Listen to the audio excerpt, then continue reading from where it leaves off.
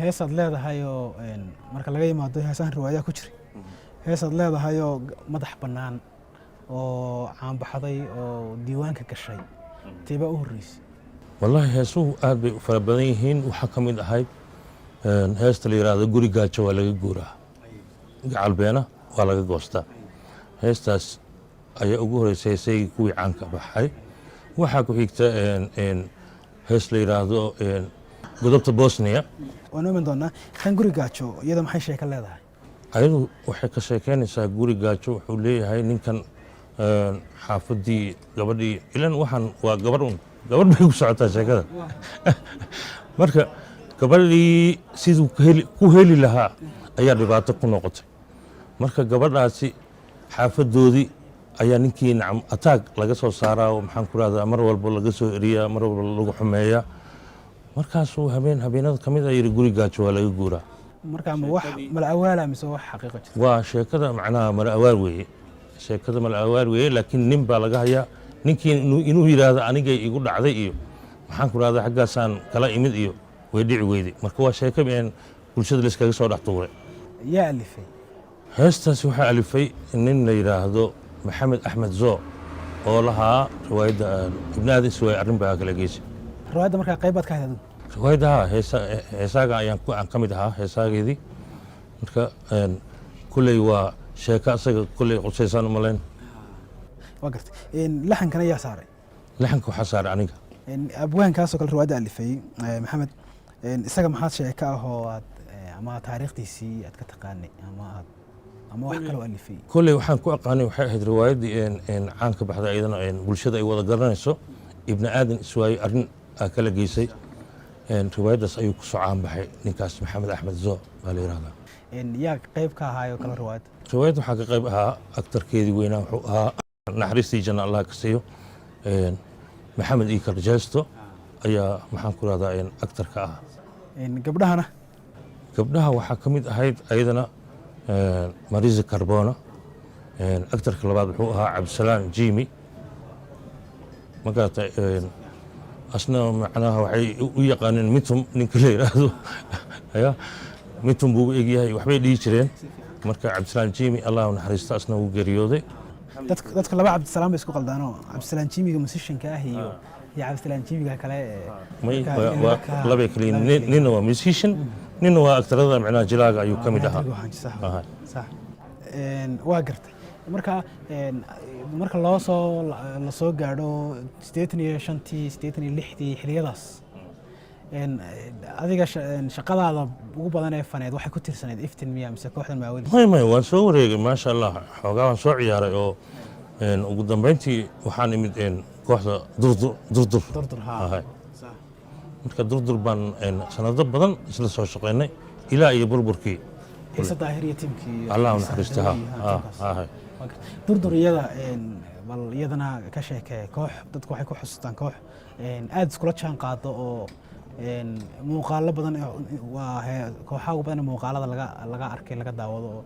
marka bal durdur ka sheekee iyadana durdur waxay ahayd koox aad iyo aad u dhisan shuruucyo leh wax walba waxa dhismaheedii wax walba qurux ka dhiga waa sharciga iyo ismaqalka nin walba hadduu sharcigii la dhigay ku dhaqmayo wax walba way hagaagayaan wax walba way wanaagsanaanayaan wax walba way nuurayaan marka durdur waxay ku ammaanayd kala dambeyn ayay lahayd madax hogaamin fiican ayay ku hagaagtay ugu weynaa allahu naxariistee ciise daahir qaasin ayaa hoggaankaasi nacam waday guddoomiye asagaa u ahaa waxaa ku xigay mukhtaar ramadaan iidi ilaahay ha u naxariisto nin la oran jiray asna yuusuf aleevi aad baan ugu salaamaya halkan taliyaha aad baan u salaamayaa yuusuf hadda waxaan filayaa wuxuu ka tirsan yahay kooxda horseed soo aad iyo aad markiis horeba yuusuf gitaaristu dowladdii maxamed siyaad bare kooxdii horseed ayuu ka mid ahaa lafdhabaradeedii waa ugu waaweyn maasha allah annagana wuxuu inoo ahaa aabbo maasha allah gitaarkiisana kulley waa gitaar aad iyo aad loo yaqaano oo caan ah akoordiiste ayuu ahaa akoorka soomaaliya cid micnaha ugu imaanaysay ma jirin kolley asaga iyo allahu naxariistee tifow waa ha marka raggii ugu wanaagsanaa ay ahaayeen xasan fikar asaga gitaaristayaasha soomaaliya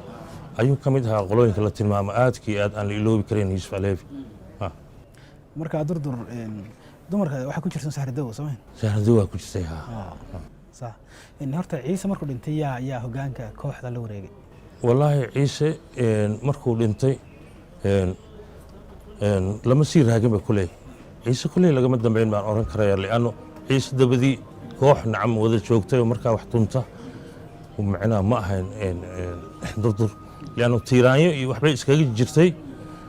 aad bay u niyad jabtay ninkaas markuu ka baxay meesha wax badan baa lumay oo aan la soo koobi karayn nacam dadaalaadkii uu samayn jiray iyo firfircoonidii iyo wixii baa lumay xoogaa niyad jab baa dhacay sidaa iska ahayd unbaa nacam dee dowladdiina ay ku dhacday oo lagu kala tegey rag kale ayaguna kooxda ku jiray oo baasto ku jiro oo baasto baa ka mid ahaa shimaali axmed shimaali baa ka mid ahaa ha way fara badnaayeen waxaan filaya kooxda kulkii hore soomahin Soomaali bantu wala oran jiray kulkii hore Soomaali abo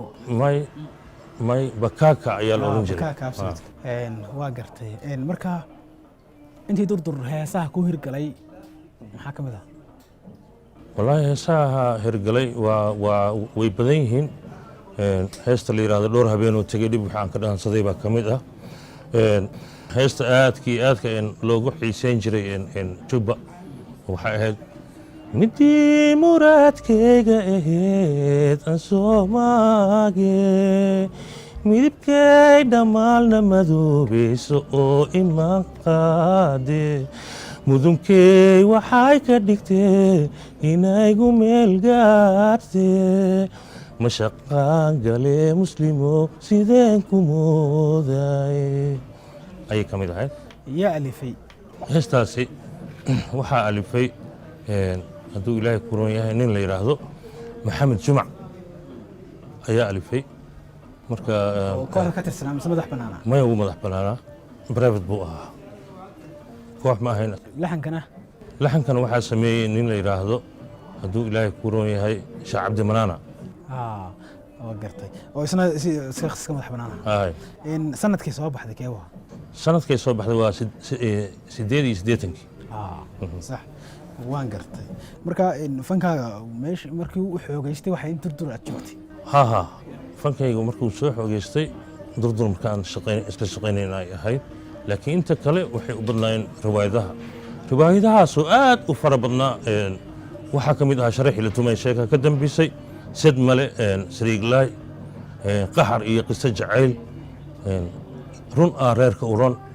iyo qaar kaloon ilowsanaha kolley way jiraan saddexdaa riwaayad bayaa kala lahaa riwaayaddaasi sharaxii la tumay waxaa lahaa cali bin cali waad ii sheegtaa sad male sariiglaay may cumar ayaa la odhanaya isna allahu naxariistee maxaa la yidhahdaa runa reerka uron nin la yidhahdo muxidiin cadaawe ayaa lahaa marka aad bay u badnaayeen riwaayadaha banaadiriga aad bay u badnaayeen tan muxidiin cadaawe kale sanadkee ahayd koleyga iyadana waa 89kii meelaha weyn waa gartay waxaan filayaa 89 wixii ka dambeeyay burburka bilaabmayba marka sheekadu waxay soo xirantay adugu koley 19 wixii ka dambeeyey orod un baan ku jirnay marka orodkaa inta aan ku jirnayna heesihii aan sameeyey koley aad bay iskaga yar yihiin marka fan sidaa usii wanaagsanaaye maxaan ku rahdaa fanka noocaas ah ee magaaladeeni ka socday ma jirin kolba macnaa meel un deg kol un ka carar kol un ka duur kol un soo deg un bay ahayd marka maasha allah waxaan aad iyo aad ugu faraxsanahay socsocodkaygii waxaan ku tegey jamhuuriyadda jabuuti oo aad iyo aad aan ugu mahad celinayo laygu soo dhoweeyey maasha allah fankaygii waxtarkiisii siduu yahay halkii nacamdee oon maanta aan oran karay halkaasuu ku qurux badnaaday orodkaagii meesha uu ku geeyey meesha ugu fiicneed ayay tahay jabuuti waxaan filayaa jabuuti intii aad joogtay heesaha soo baxay waxaa ka mid ah heestii gudubtii bosnia oo ah heesaha macnaha markaba la xasuusanaya haddii boonis magaciisa la maqlo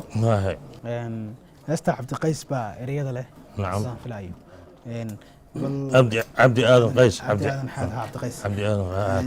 bal heesta sheekadeeda iyo waxay ku saabsan tahay. wallaahi niyahow sheekadaasi barnaamijkeeda aad buu u ballaaran yahay. waa barnaamij aan halkan ku soo koobi karaynin. Ka bilowno. kolley sheekada heesta ay xambaarsan tahay cabdi baan habeen ugu sheekeeyey hees baan u baahanahay baan ku iri heestaasina waa inaad micnaa sawirkaa igaga samaysaa. heestii ayuu ii sameeyey cabdi wuxuu ii dhiibay beydkii baan qaaday oo laxankii anugu aan sameeyey. mudowna ka maqnaa cabdi aadan qays khayr allah si aad buu u mahadsan yahay waan salaamaya asna. marka soo noqodkiisii ayuu beydkii labaad nacam ii keenay. heestii sidii baan ku laxameeyey oo jabuuti aan muusigii ku samaynay. jabuuti baa ayay ku soo shaacbaxday heesta. waxaa dadka qaar moodayaan dagaalkii bosniyiinta iyo maaragtay serbiyiinta ka dhexeeyey inay xilligaas ahayd oo sagaashamaadkii ay ahayd. adna waxaad ii sheegtay inay ka dambeysay 2000 iyo kowdii miyay soo baxday mise waa 2002 waa gartay.